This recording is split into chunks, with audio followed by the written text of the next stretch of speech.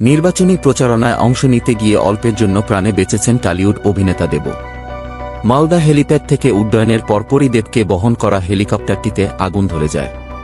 Pilot জরুরি অবতরণ করেন। অক্ষত অবস্থায় হেলিকপ্টার থেকে নামেন এই টলিউড অভিনেতা ও তৃণমূল কংগ্রেসের সংসদস্য।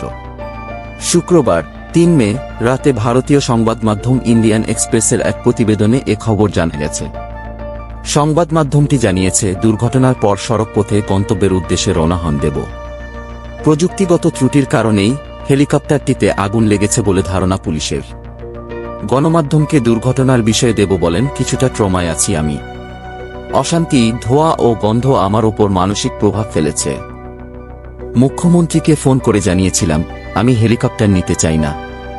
এর পরিবর্তে যাওয়ার জন্য আমার কাছে সড়কপথই পছন্দ।